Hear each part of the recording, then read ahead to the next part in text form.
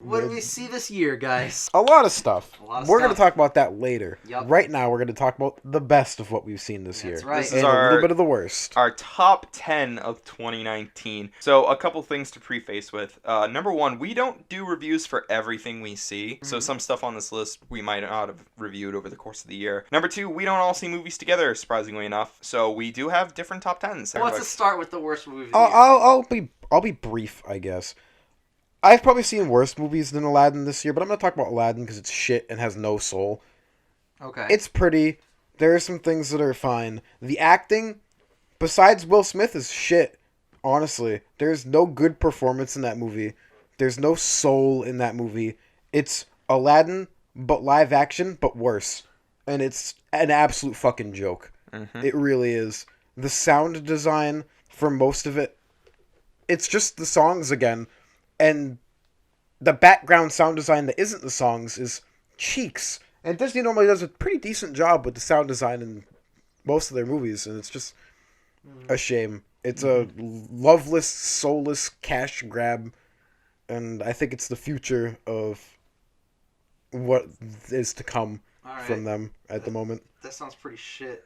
No, You watched it with me. I did, but you're painting it in an even worse picture now that I'm remembering it. So yeah. I don't know. As far as the worst movie of the year goes, I'm gonna pick the only movie that I'm gonna talk about on this list that I've seen 5 minutes of. I got 5 minutes into Terminator Dark Fate. Now, Jake, why in the world would you talk about a movie that you've seen 5 minutes of? Why is on your list? It's so ridiculous. Well, let me tell you, whoever's saying that to me, Us. you guys. Within the first 5 minutes of Terminator Dark Fate, they remember how the Aliens, the second Alien movie, was all about Newt and saving the little girl and how important that was, and that was like the crux of the movie. And the entire third plot. one opens with Newt dying. The third one nullifies the entire previous movie. They nullified the franchise. I'm gonna keep it at that. I'm not gonna expand on it. I think they've nullified the franchise for the past 3 movies. You I think- wish they'd nullify this fucking Me franchise. too. I don't like Terminator. You'd think they would have nullified it after their garbage fest after Terminator 2.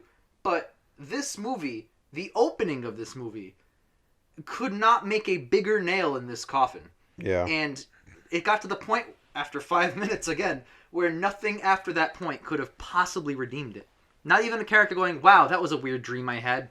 Like, there's That would have nothing made they it could worse. do. I know. Oh yeah. They probably would have gotten up in the sweat. Wake Like up in Anakin bed, in episode 3. staring at the ceiling. Oh my god, that was intense.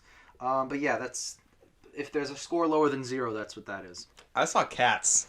Yay. I saw it with the goal in mind of it being the worst movie I saw this year. Were you surprised? Was it the best? I was surprised by how bad it is. The movie is an hour and 40 minutes long, and I swear to you both, nothing happens. There is no plot. The first 50 minutes of it is character introduction. Oof. It's because it's a play. Yeah. It's a play. It's a play that breaks the fourth walls. Oh, good. Do you know what this Oh, movie I doesn't hate do? that. Break the fourth wall. So all of the meta to it is lost. The sound design is terrible. The songs are all choruses, and it's just such a cacophony of noise that you can't understand the lyrics. Oh. Nothing gets explained in this movie. 2 cats can perform magic. Like, straight up magic. And the ending, the climax of the movie feels like what should be the inciting incident. I know the climax of the movie because Yep. I know the musical and the book. And it's ass. It's fucking terrible. Completely terrible. The CGI is haunting. Oh, yeah. And I don't like the appearance of a lot of these cats. I don't like how some cats wear clothing and some cats don't. Haunting scenes in this movie. Jenny Anydots, played by Rebel Wilson, unzips her own skin at one point. McCavity, played by Idris Elba, wears a fur coat the entire movie, and then he takes off the fur coat, and you're like, wasn't that part of his skin because it's the exact same color as his skin? There's nothing good in this movie. The main character, I think her name's Veronica, she's a boring, bland character. She doesn't do anything. She shows up, and then she finds out that tonight is the night of the Jellicle Ball, where one of the Jellicle cats will be selected to receive a new life, and she's not competing, which makes it confusing as to why she's the main character. She doesn't do anything. She gets her first song 55 minutes into the film, and she has a duet with Grisabella, and it's terrible. But every word that you just said And brought me closer the to Jellicle death. Ball doesn't even matter because McCavity's trying to win it so that he can get a new life. But McCavity's an asshole, and like everyone knows he's an asshole, so I don't know why they'd give it to him. And then like his plan doesn't even make any sense. He kidnaps Bustafer Jones and Jenny Anydots before the Jellicle Ball even He's starts. still going. But he still allows Skimbleshanks and Asparagus to compete. But then he kidnaps Skimbleshanks in front of everyone. Skimbleshanks is the railroad cat, by the way, which is the only part of the movie I enjoyed because there was a train in the background. And then he kidnaps old Deuteronomy, but then Mr. Mistopheles brings her back with magic, and then they just select Grisabella to be the chosen Jellicle cat, and then the movie ends. Wait, is it? So from my understanding of the plot, isn't Grisabella? Doesn't she just want to be friends with everybody? Yeah. And So she finally gets all these friends, and they select her. Like, you get your new life now, and it Yeah. just spits in the face of every point of character development. She there's might no have character had. development, so it doesn't Yeah. spit in the face of Alright. anything. So we're gonna move on. So you liked it? No. So my number 10, I had a little bit of finagling last minute with this. It's Marriage Story. I didn't put it on the list right after we watched it, and then I did because the characters and the dialogue in this movie. I was enjoying a film about a brutal divorce for like 2 hours, and that is good writing right there. This movie is tense. Sometimes you're rooting for one character, sometimes you're rooting for the other character, and it's this like tangled, disgusting fucking mess, and I thoroughly enjoyed it. My number 10 would be Ad Astra. I thought this movie is on maybe the biggest scale you can write a movie, the entire solar system, and it was so small scale and character driven and heartfelt. And everything that the main character is going through, you really do empathize with, which is really saying something because you don't really... He's a little disconnected emotionally from people and things. So being able to convey, like as a director, that character's feelings and intentions in really dramatic, deep, intentional ways, that's, to me, that drips talent. I'm in love with this movie and how it's done, and I think it's not a masterpiece, but it's damn close. Yeah, I'll be talking about that soon. So 2019 was the year that a lot of things ended. Okay. A lot of series came to a conclusion. Sure. One of those series got a coda despite ending 6 years ago. I'm of course referring to El Camino, the Breaking Bad film, which is my number 10. If you're a fan of Breaking Bad, you're gonna love this movie.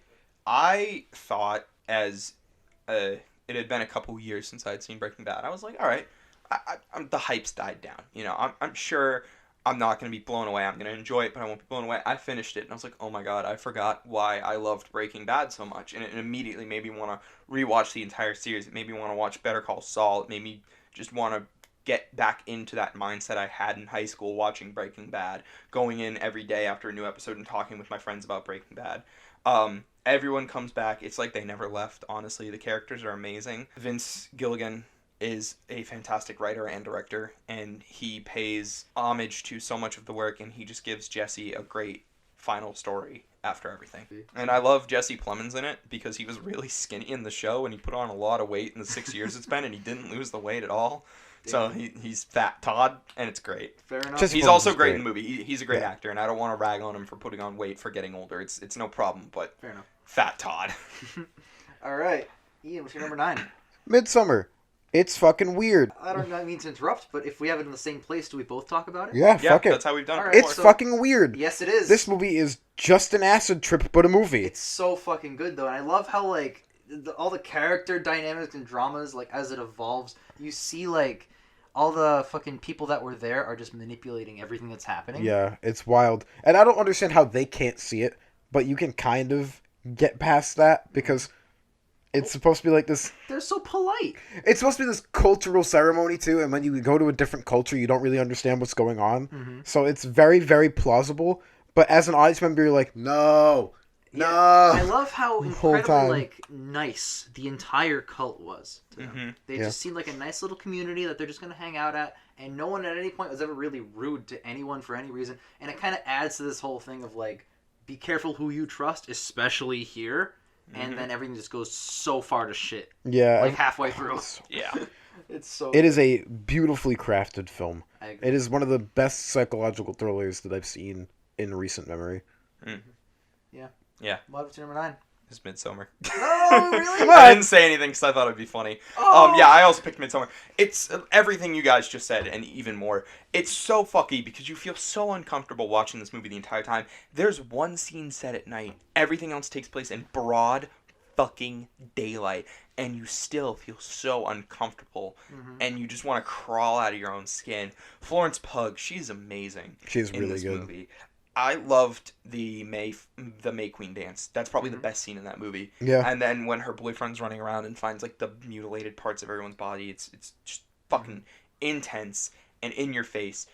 It makes you feel a lot of emotions by the end of it, and you just walk away going, "What the hell?" But not in a bad way. It's not a confusing what the hell. It's just like you need to sit down and process what you just watched. Oh, 100%. You need time to think. Honestly, I really want to rewatch it because I want to see how the little Oh, the breathing breathings? that little motif with throughout the movie. You didn't really realize it until the end. Yeah, I it's wanna fantastic. See now in hindsight how many times it's been implemented and where. Yeah, and what it signifies. Yeah, I've only seen it once. Yeah. So, Ian's number 8. Ad Astra. You already fucking talked about it. I'm really sad. Every single thing you said. The thing that gets me the most about this movie is that it's trying to tackle a lot of themes, and it tackles every single one of them and doesn't skimp out on any of them. It tackles the fatherhood, the exploration, the inclusiveness, his reclusive feelings, and it does a fucking fantastic job of all of it. We only get Tommy Lee Jones's character for 15 minutes or so, and we feel like we know so much about him through Brad Pitt's character, and it's so fantastic and well shot and well made and visually stunning. It's probably gonna get nominated for best visual Certainly hope effects. so. If They like space movies. beat up It was just stunning, and I really like the whole take. Normally, space movies are just space movies, and this took it a nice, heartfelt way. Yeah, it definitely echoed vibes of 2001, which movies don't really do anymore for some reason. But It's space apocalypse now. exactly. Number 8 for me would be Jojo Rabbit. I know it's probably higher in your list. I really enjoyed this movie. I thought it was really fun to see how they took a premise that's so depressing and really heartfelt for a lot of people, and that's horrible atrocity, and they took a premise of this kid who loves that ideology in that time period during this a war and stuff like that, and they took it the comedy route, and it never felt insensitive, and it always worked, and it always hit the mark, and by the end of the movie, exactly what it says it is, which is an anti-hate propaganda movie. Anti-hate satire. I think Satire that's what it movie, was that's called. what it is. Exactly what it says it is, it delivers on. You look at that title, you don't really think that movie could really exist, and it totally works. It works in that sense, and everything it strived for it achieved. So I have it on the top 10. So All right. My number 8 for the year is Rocket Man. all right. Mud, I'm gonna have to jump in with you because it's literally the next movie I'm gonna be talking about. Rocket Man is one of the only 2 movies I have from the first half of the year that survived. Because the first half of this year was shit. Yeah. I it don't think good movies started coming out regularly until late August, Yeah. early September. But Rocket Man was one of those diamonds in the rough. I saw Bohemian Rhapsody last year, and I think everyone who compares the two is wildly incorrect. This isn't a music biopic. This is a musical biopic. Basically, yeah. It incorporates all of Elton John's music so fucking well. From the moment the movie starts, it subverts the expectations of a music biopic. And Taron Egerton was perfect as Elton He John. looks like Elton John. He does look like Elton John. It's wild. I think it gets a little sluggish in the back half, which is why it's kind of lower on the list, but it made a great impression with me when I saw it in theaters. It was amazing and beautiful in every way possible. The directing is really, really competent, especially with that long shot. You know the long shot. Oh my god, the Best long scene in the movie, shot long shot. during fucking Saturday night. Yes. Oh my Or It how god. is- about the zero gravity scene during Crocodile Rock? Yeah. Oh yeah. Oh. There are so many beautiful shots in this movie. There's so many amazing, beautiful, Jake, gorgeous. you can't talk about it. Is your number 7 also? No, it's not on my top 10. You I loved it. You can hop in though. Can I hop in? Yeah. All right. My girlfriend and I watched this after it had already come out. It was on digital. We had a really great time, and some parts of the movie were surreal to watch. I almost wish that I saw it in a theater to experience it. It really does a great job of just transporting you into that Elton John world. Mm-hmm. You know what I 100%. mean? Yeah. Yeah, Ian and I saw it after Godzilla King of the Monsters, and it was just such a fucking breath of fresh It's a air. nice palate cleanser. It Yeah. was such a palate cleanser. I wish we had done a palate cleanser for Your that guys' one. number one isn't Godzilla? No. It's actually my number 3. Fair enough. All right. So, anyways, Jake, what's your number 7? Marriage Story. We talked a lot about the character dramas and dynamics, and I really enjoyed that as well. If I could add anything to that, I'd say that the scene where they're just arguing and it's just a bloodbath where he Oh, punches yeah. the wall, that may be one of the best scenes this year. I have to agree. rewatch a It's lot, I fantastic. agree 100%. but it The was- acting from both of them is visceral in that moment. when we were all watching it together, right in here in this room, I remember that was like one of the scenes where we like didn't even talk at all. We were just absorbed into it. I think this is an absolute banger of a movie. I'm so excited that this got made, and I'm really hoping that it gets some kind of award contention. Yeah, some recognition. Everyone says that, oh, you know, the acting is flawless in it. It is. But let's not overlook the writing here. The writing in this movie, I think, is phenomenal and Oscar-worthy. And I hope it doesn't get overshadowed by how great the acting also is in this movie. But when two parts of the movie separately are both phenomenal and competing almost with each other, that's how you know that the movie you have in hand is just astounding. So I'm really excited to see if it gets any kind of awards contention. Hell yeah. I think it's nominated for Golden Globes. I know that, or Uh, Emmys or whatever it is. I forget. So your number 7 was no. You haven't done your number 7. I haven't done my number 7 yet. It is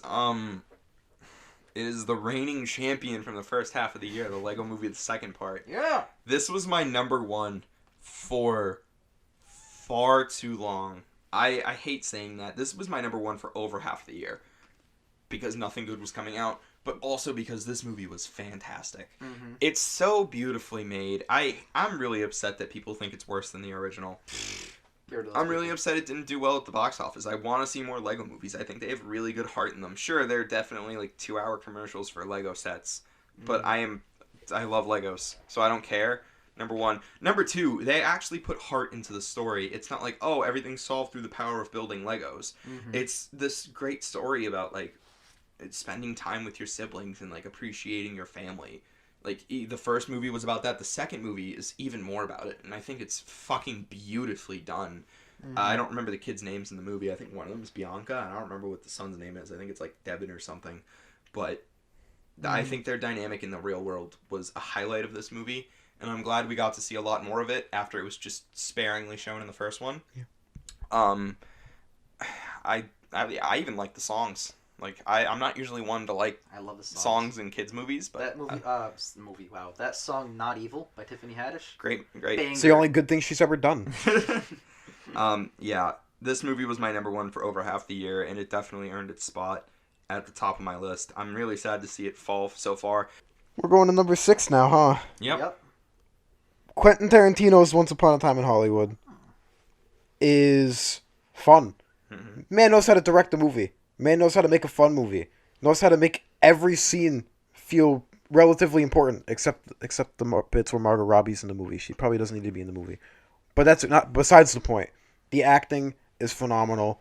You have a lot of fun throughout the whole time. The soundtrack, fucking bop. Banger. Except they only use like 6 songs from the 60s in every 60s movie. Every 60s movie has like the same 5 songs over the past couple of years. But it is some of the most fun that I've had this year watching a movie. Honestly, it is wildly entertaining. Has the best child acting of the year. Mm. It is just well acted, well made all around. That's not on my list, but child acting, like you're saying, is some of the best I've ever seen with that actress that you That talked girl, to. she was amazing. She was 100%. phenomenal. Number 6 for me, How to Train Your Dragon: The Hidden World. Wow. I think this movie is phenomenal. The last 15 minutes, if you like these movies at all, is so emotionally powerful and resonant, and it's worth watching the entire trilogy just for that. I'm a big sucker for that kind of stuff, but I don't want to undersell the rest of the movie too. Everything prior to that point is also amazing. This movie is so freaking good. It is worthy of being in a list that's like in contention with some of the best of the year. Nowhere near Lighthouse, but still one of the best movies ever as far as 2019 is concerned. And I'm really excited to have it this high on the list still.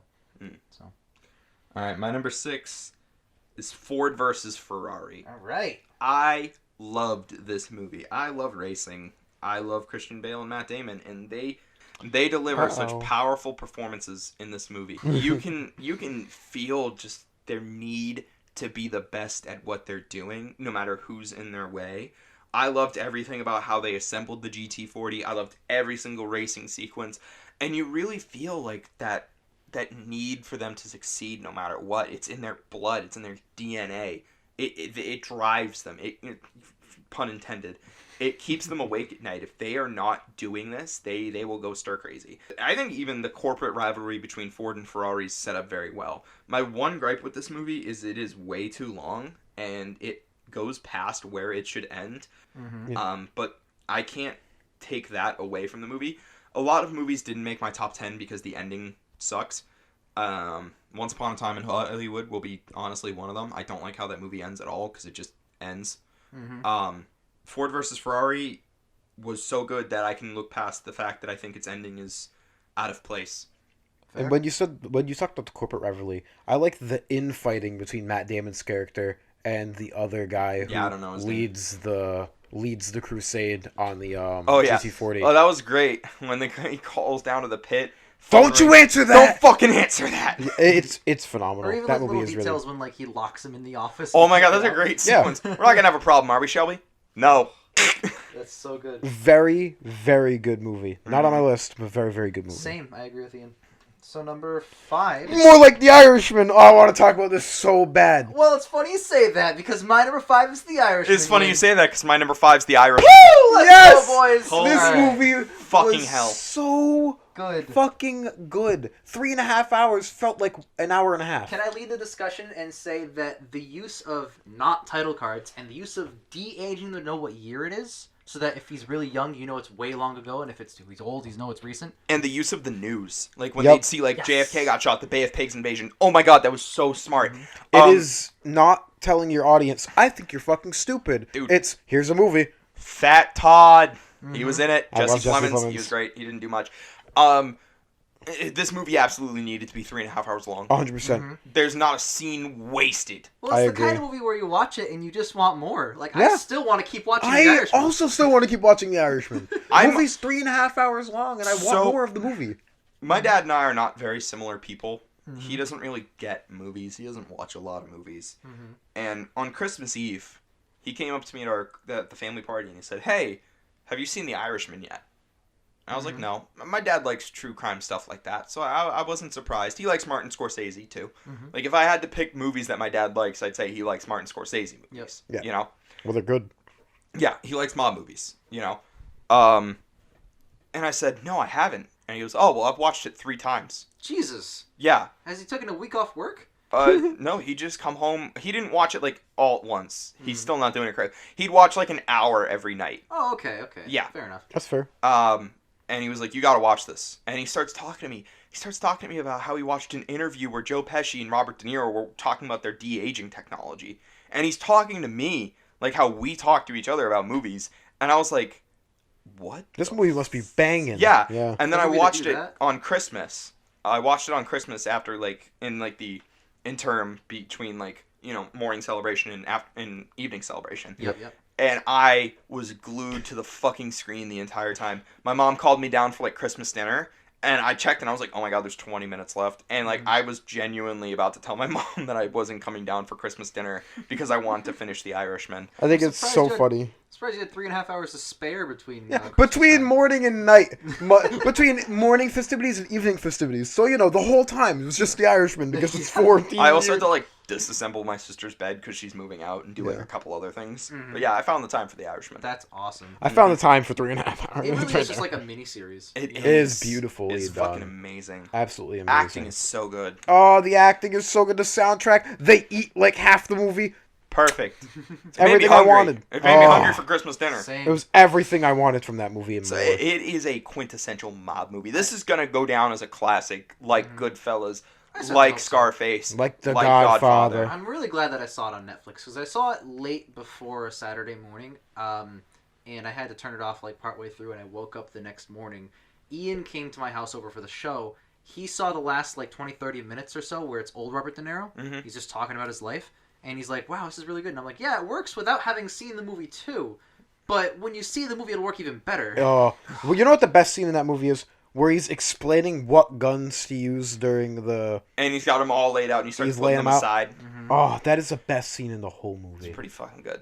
So, Ian, how was your experience having watched the end of it and then rewatching the whole thing? Banging. It didn't spoil any of the movie for me, and also still worked as an ending. But what's gonna spoil for you? Jimmy Hoffa dies? That's Yeah, real life. I'm also kind of a huge true crime fan like my dad, and I've watched a bunch of videos about the disappearance of Jimmy Hoffa. So watching all of this context, knowing what's going to happen was great. Because Yeah. I've read the theory that the Irishman killed Jimmy Hoffa. I love how the character of Jimmy Hoffa was written in this. I thought I it do was too. so genuine. He's so People, great. Like people do act like those people. Yeah. Al Pacino was fucking phenomenal. It's not Al anymore. It's Dunk. Dunk Cacino. So- So on the Dunk Cacino note, I'm so glad we all had that shared experience. It's so good that we're using it as our 3 for this video. Absolutely. We are assigned an Irishman character for this video, like we Yes. always do Yes. from now on. Ethan, you are number 4. It's Joker. I love Joker. I know neither of you probably have it on your list because you're fucking stupid. Yeah, we're dumb. Movie slaps.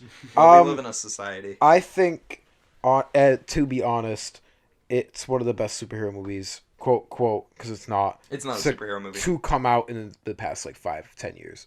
It is such a good character study of just this absolutely wildly crazy person. I like the political commentary that the movie presents, and it's just wildly brutal, but at the same time a necessary brutal. It didn't feel like it was over the top for no reason at any point. It showed everything that it needed to, the right amount. Gets you laughing at things you're not supposed to be laughing at, which is also the when point. midget's jumping to unlock the door. Like, you're not supposed... No, even, that whole scene is not funny, but you're like, dude, what the fuck? And you're, nervous laughing at certain things. You get the same feeling that the movie is trying to convey through it, and I think it's masterfully crafted and done. Plus, they play rock and roll. They do play Rock and Roll Part 2. Slaps. Probably the best scene in that movie. Oh man, I love Joker. I like when you get in the fridge. We talked a lot about Joker during our So How Was Joker, so I'll keep my comments brief, but I agree Slaps. It's more or less amazing. with everything that Ian just said. I would say that movie, as it stands right now, I prefer Heath Ledger. That could change if I keep watching both movies over and over again, but I they're agree. both top level performances, and I hope he gets at least nominated. For I Best agree. Actor. I agree. We'll find out. So, I guess I'm next with my number 4. The Lego Movie 2, the second part. I thought this was such a beautiful, natural extension of the first Lego Movie, and I did not think that a movie that could naturally extend from Lego Movie 1 would be this fucking good, but I didn't think the Lego Movie would be that fucking good anyway. It was. Fair. It is a fantastic movie, and this movie follows suit really well. I think the whole Master Builder, now it's Master Breaker, that whole dynamic, as far as the opposite and evolving, it's clever. It's a great way to do it. But it also, oddly enough, echoes the themes that the movie is going for in the real world, too. So, with the child playing in his sister and trying to play well with someone who has a different playing style as you, that theme is an excellent driving force in the movie, and we see how that echoes through the plot. I rewatched the movie because nothing else was really out in February or whatever. But I did rewatch this movie in theaters.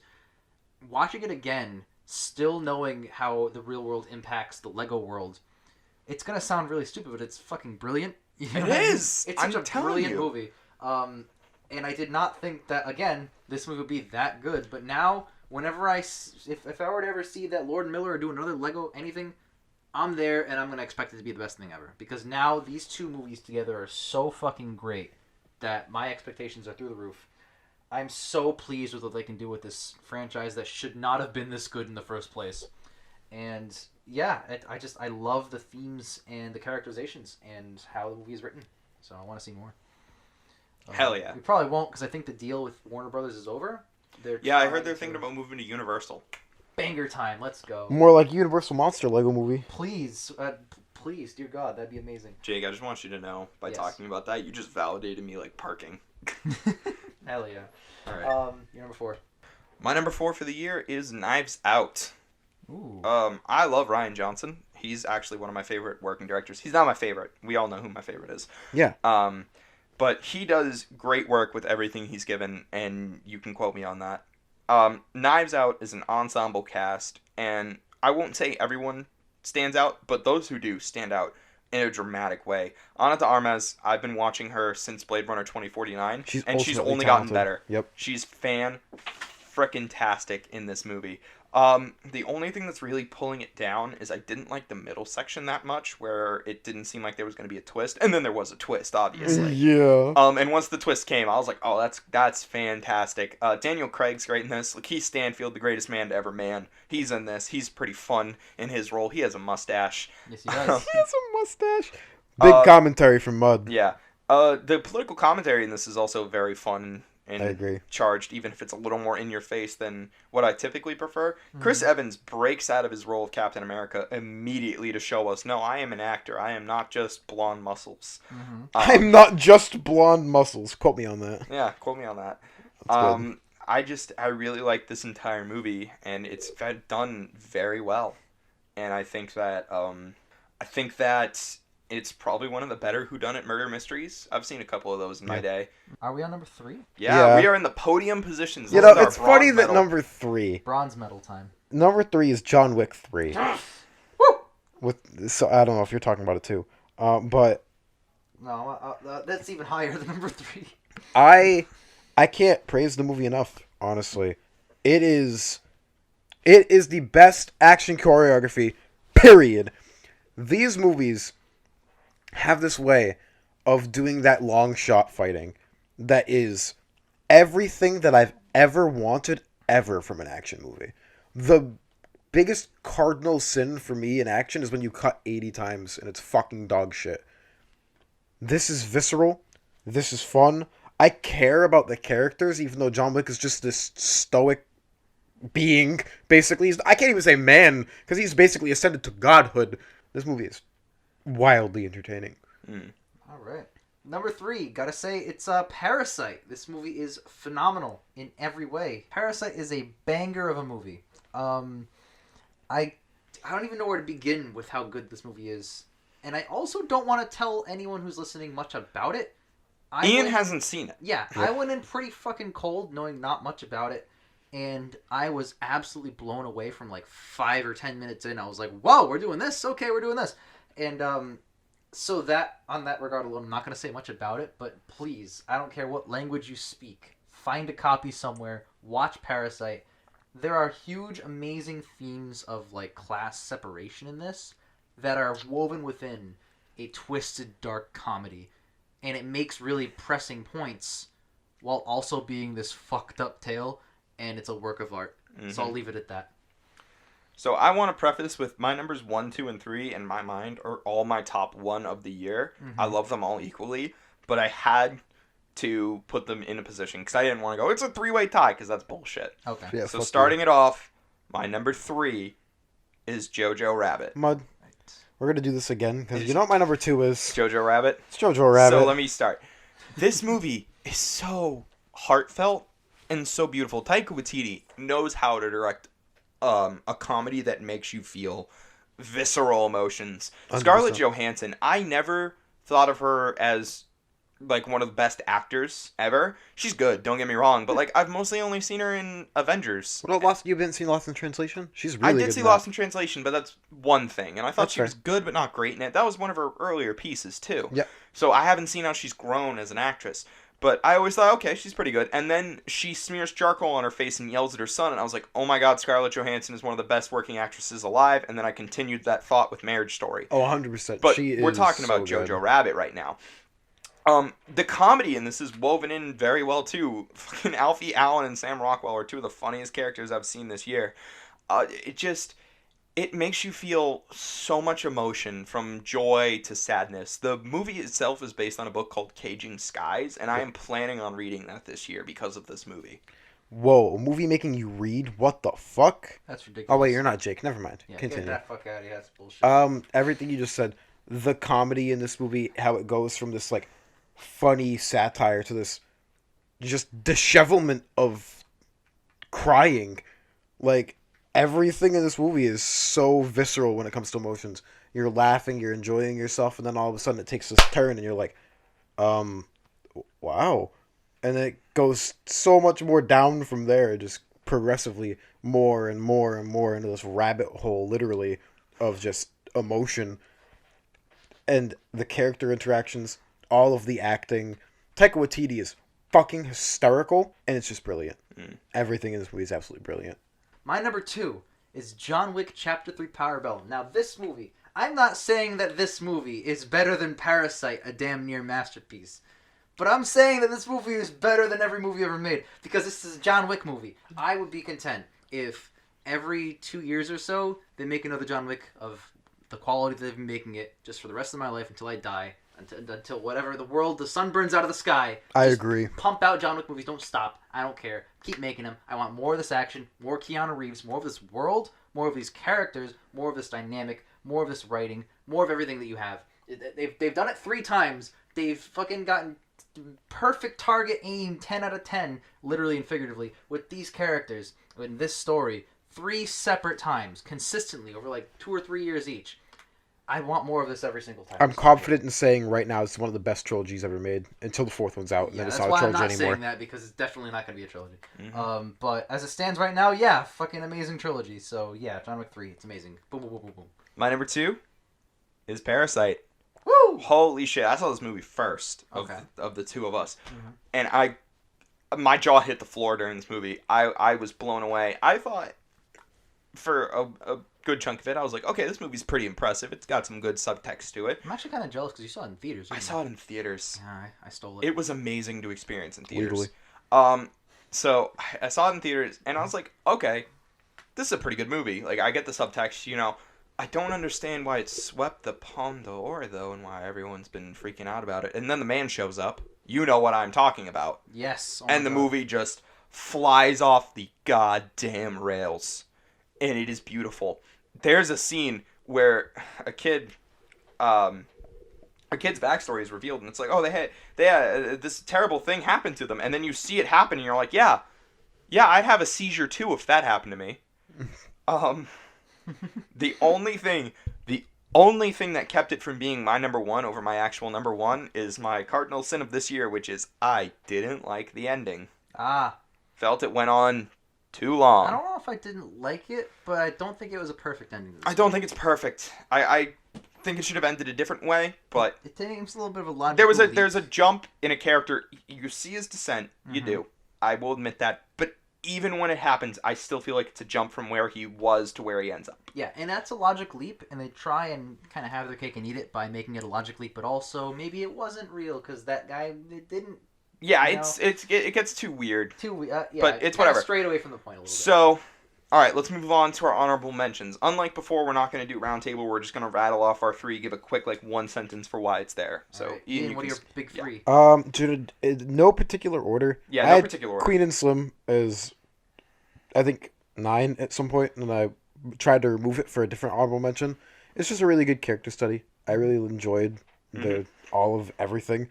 It did the thing that Black and Blue did, where it actually talked about the corruption in the police as opposed to not. Yep. So that was good. The movie that I was going to remove it for was The Report, because it was fucking fire. I watched a movie about fucking Iraq and torture for 2 hours, and it's like, yeah, this is interesting. For 2 hours, just sat there, shut up, and watched the movie. I never do that. I very much enjoyed myself. Adam Driver, I put Marriage Story on number 10 instead of The Report because it was better, just as a film. Yeah. But Adam Driver in this movie is so hell-bent on doing what he wants, on getting this done. He is a madman. And you can, not like a literal madman, but you can see the determination and intent in him. And that's what really, really pushes it over the edge for me, is his willpower. And then Knives Out, because it's fun. Legitimately, Knives Out slaps. Mud had talked about Knives Out every single 3 seconds of what I wanted to say. He said, and I'm pretty upset. Sorry. The twist slaps. The acting slaps. The sound design slaps. It's fantastic. In no particular order, as per usual. Avengers Endgame. Cap picked up Mjolnir. All right, next movie. Serenity. This movie is a banger alert. This movie is so fucking bad. I'm also not going to talk much about this movie because we have a whole review of it. Our Just watch that. Dealer's Choice pick. It was your number 1. It was my number 1. It still spiritually is, if I'm being honest. But I can't put a movie like this at my number 1. It's too good.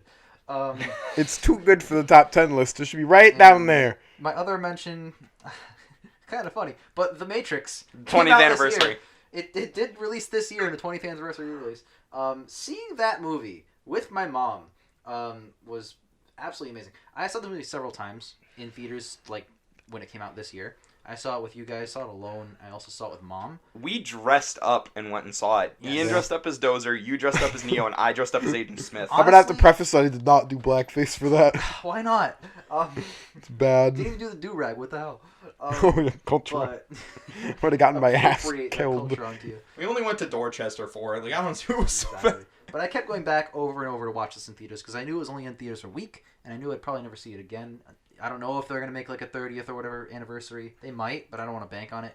But I was eating this theatrical experience up. This is the kind of movie that really does want to be viewed in theaters. It 100%. is so amazing, and it's my favorite movie ever made, as we all know.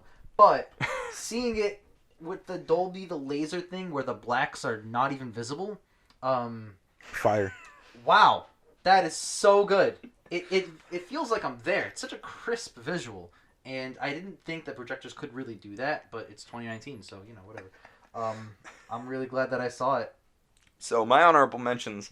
My first one I'm going to talk about is Booksmart. It was one of my honorable mentions at the beginning of the year, but we didn't do honorable mentions for that list. And it stuck around, because every time I thought, did I like it that much? And I'd, like, replay the movie in my head. I was like, no, it just... There's something to it that makes Booksmart so much better than all those other coming-of-age comedy movies that I've seen this year, or in general in my life. And, like, a lot of people suck this movie off as being, like, the greatest thing ever made, and it's not that. But it's also not that, and I think it did deserve a lot of the praise it got. Mm-hmm. And the acting in it's fantastic. The story's fantastic. It's a story of this girl who, trying to avoid all the shallow people in her high school, realizes that she herself is very shallow. And it just, I don't know, it spoke to me on a certain level because, you know, I'm not that far out of high school. I've only been out of high school for like 3 years. And, like, I still talk to some people from my high school. And it just, I don't know, it struck a chord with me in a way. My number 2 is Hustlers. This movie fucking slaps. Like, holy shit. I was invested the entire time. The sound design in this movie is something I'm going to highlight because there's an oddly good amount of sound design in this movie. Not to say that movies shouldn't have good sound design, but, like, it's not what you're expecting for this movie to have, like, fantastic sound design. Like, there's a scene where a character's wearing a wire, and the audio for the scene is playing like it's coming from that wire. Ooh, Or, like, there's a scene where a woman turns off a recording device, and the scene goes silent. that's Because awesome. the audio's been turned I off. like that a lot. It was not, I was not expecting it. They play Royals at the climax scene when everyone's getting arrested. Fucking amazing scene. By Lord? Yeah. Fuck yeah. So good. So thematically on point. Everyone's great in this movie. Every actor and actress is just beautiful. I can't say enough good things about this movie. And my third honorable mention is Joker, We Live in a Society. Yep, fair enough. Slaps. Rock and Roll Part 2. Yep. So number 1 of the year. Is it all the same thing? Yeah, we I all have the feel same like one it's the because same none of us thing. talked about it. So let's all briefly go over why The Lighthouse is the second coming of Christ. Oh, you guys have The Lighthouse? Yeah, I I've put Shaft. cats.